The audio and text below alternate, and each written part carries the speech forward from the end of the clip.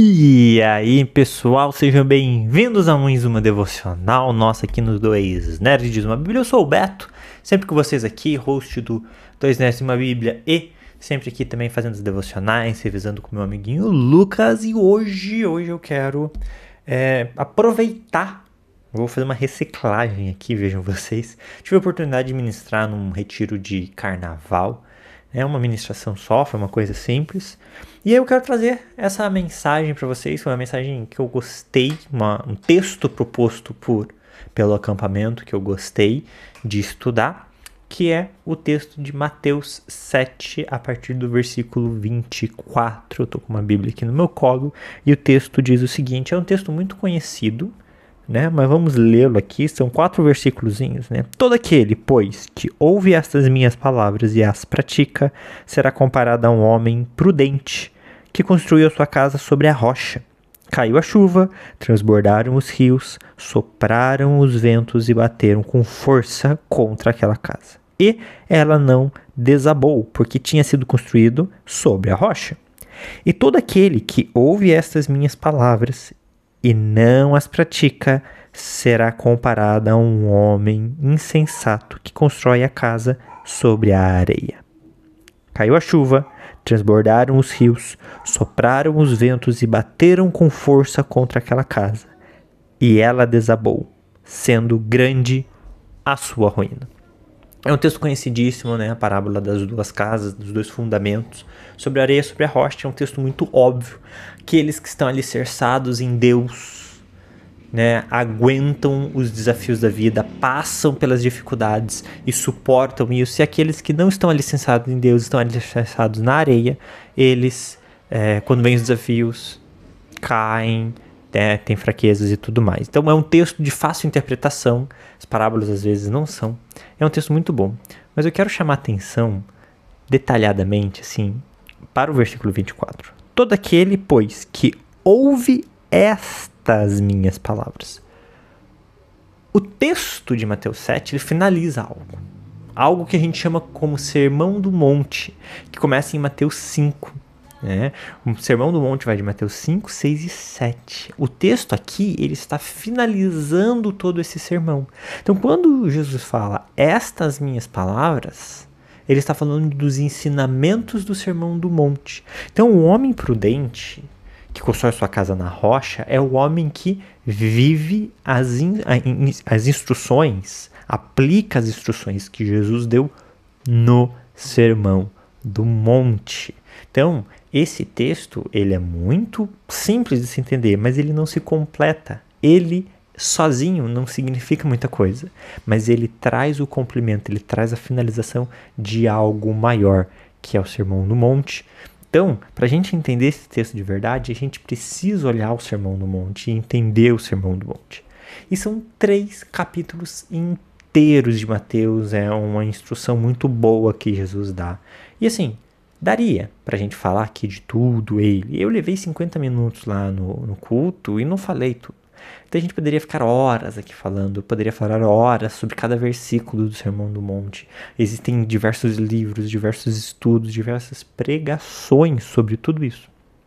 Mas não é o nosso objetivo aqui. Então eu vou dar uma pequena resumida em 3 instruções gerais que eu acredito que esse sermão está nos dando. Eu acredito que ele tem uma instrução do agir do cristão para com Deus, uma instrução do agir do cristão para com o próximo e uma instrução do agir do cristão para si mesmo, para ser um cristão bom. Todas elas estão relacionadas, todas elas complementam-se umas às outras e não faz sentido você praticar uma e não praticar outra. Todas elas fazem sentido dentro do que é o reino de Deus. Mas, olhando aqui rapidamente no comecinho do capítulo 5, que é onde começa o sermão efetivamente, a gente tem as bem-aventuranças. E elas são muito legais, porque elas quebram completamente os padrões da época, né? Nunca que a gente vai imaginar que uma instrução boa é falar para a pessoa assim, ó, que bom que você é pobre de espírito. Que bom que você chora, que bom que você é manso, né? Ai, que bom que você tem fome. São instruções estranhas, porque normalmente a gente fala assim, não, A pessoa tem que ser forte, a pessoa tem que ser guerreira, a pessoa tem que lutar pelo que é dela, né? Mas aqui Jesus inverte tudo de uma forma muito interessante, né? Então, que bom, bem-aventurado o pobre de espírito. Por quê? Porque dele é o reino dos céus. Bem-aventurado que chora. Por quê? Porque ele vai ser consolado. Bem-aventurado o misericordioso. Por quê? Porque ele alcançará misericórdia. Então Jesus traz essa quebra do que a sociedade dizia que devia ser feita e fala assim, vocês não sejam assim. Essas são instruções para o coração do cristão para com Deus. Por quê? Porque a pessoa que é forte, a pessoa que não tem misericórdia, a pessoa que vai atrás da própria... ele fala da fome da justiça, né? A pessoa que eu vou fazer acontecer, né? Essas pessoas, elas estão agindo, elas estão fazendo, elas estão correndo atrás das coisas que eram para Deus nos dar, né? Aqui Jesus está falando assim, essas coisas Deus vai dar para vocês. Você não precisa correr atrás de justiça, querer ser a própria justiça. A justiça está na mão de Deus, né? É Ele que vai fazer acontecer, né? Eu não terei misericórdia, né? E o cara foi mal comigo, olho com olho, dente por dente. Eu vou fazer. Não. Porque se você faz o outro pagar aqui, você paga aqui também. Mas se você é misericordioso, você alcança misericórdia. Jesus vai invertendo todas elas.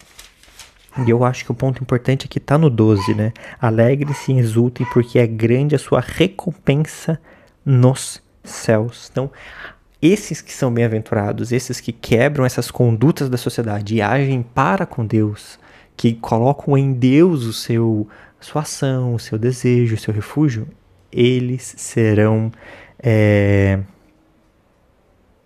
consolados, né? A recompensa deles está no reino de Deus.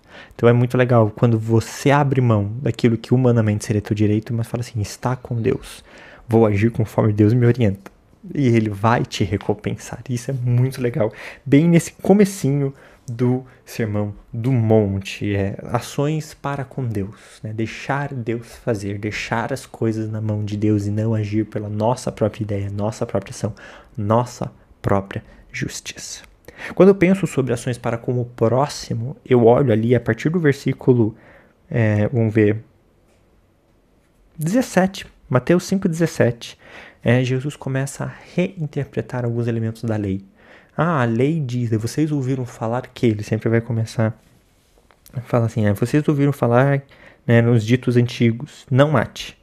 Aí ainda, quem matar estará sujeito a julgamento. Eu, porém, lhes digo que todo aquele que se irar contra o seu irmão estará sujeito a julgamento. Então, Jesus pega todas essas leis para com o próximo, né, da morte, ali, adultério, divórcio, coisas de juramento, e ele põe lá embaixo o nível, o buraco é mais embaixo. Ele fala assim, gente, isso daqui, a lei, vocês acham que é difícil viver a lei porque vocês não estão vivendo ela corretamente? Isso daqui não é nada. Porque eu digo, se vocês querem olhar para outra pessoa com ira, você já está pecando. Se você quer olhar para outra pessoa com olhar de desejo, de pensamentos adúlteros, você já está pecando. Eu vi um pastor falando uma vez aqui, que Jesus aqui ele não está falando sobre a ação. Né? Os judeus se preocupavam muito com a ação. Então se você fizesse, mas ninguém viu, ninguém viu. É aquela coisa, tipo, o que os olhos não veem, o coração não sente. Mas aqui Jesus, ele joga mais baixo. Ele é mais rígido. Ele fala assim, não é a ação de vocês que importa. É o coração. Porque quando a ação acontece, significa que o coração já está consolidado. Então, quando a gente peca, quando a gente, sei lá, por exemplo, no exemplo do texto, quando acontece um adultério, significa que efetivamente no coração esse adultério já havia acontecido há algum tempo. O olhar desejoso, a vontade de trair, a vontade de ter aquilo que não é teu e coisas assim. É sobre o coração. Então a gente tem que cuidar do nosso coração. E são ações que estão relacionadas ao social, à lei dos judeus. São ações que a gente tem que cuidar para com o próximo. Nós não devemos nos irar com o próximo. Nós não devemos desejar ou realizar um adultério envolvendo o próximo. A gente não deve fazer falso juramento.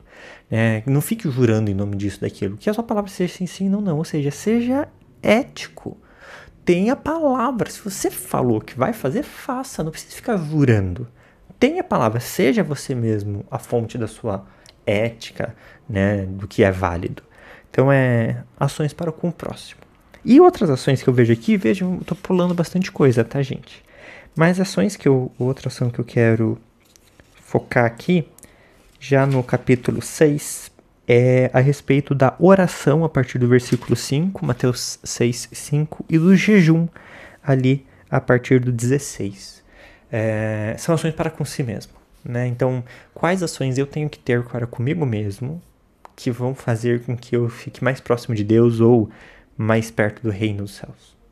Jejum e oração. São 2 textos aqui, 2 orientações aqui. Junto com a lei, a gente pode aplicar o conhecimento da lei, que no nosso caso é o conhecimento da palavra, que para mim é o que eu levei na ministração, são as disciplinas espirituais. Crente nenhum vai muito para frente na vida se não ler a palavra de Deus, orar e jejuar. Né? São práticas que fazem com que nós abramos mão da nossa carne, das nossas vontades, e nós foquemos no espiritual, nós foquemos em Deus, no que é importante no reino de Deus. Então, é importante ler a palavra, estar um dia com a palavra, é importante ter a disciplina da oração e o jejum. É abrir mão de prazeres da vida em prol de uma intimidade com Deus. Né? São orientações bíblicas. E aqui elas são faladas, então é importante. Tem gente que fala, não há necessidade de jejum, tudo bem, eu vou respeitar cada um, mas na minha Bíblia está escrito, né, sobre a necessidade do jejum. Em outros momentos Jesus fala que existem demônios que são expulsos com jejum e oração. Em outro momento, quando questionam ele sobre os seus discípulos não jejuarem, ele fala assim, não tem por que eles fazerem isso na presença do noivo, mas haverá um tempo que eles precisarão fazer isso. E ele já emenda ali o texto do vinho novo com o odre velho, né? Então o processo de jejum é um processo de revitalizar o nosso corpo, transformar o nosso corpo em um receptáculo preparado para receber o novo de Deus, a presença do Espírito Santo, e poder executar a missão de sermos cristãos. E é sobre isso que são esses fundamentos. O homem que é sensato aplica essas coisas. Ele aplica as bem-aventuranças no seu agir para com Deus e confia em Deus para Deus fazer as coisas. Ele aplica a lei para com o próximo, ele não deseja o mal do próximo, ele respeita o próximo, ele ama o próximo.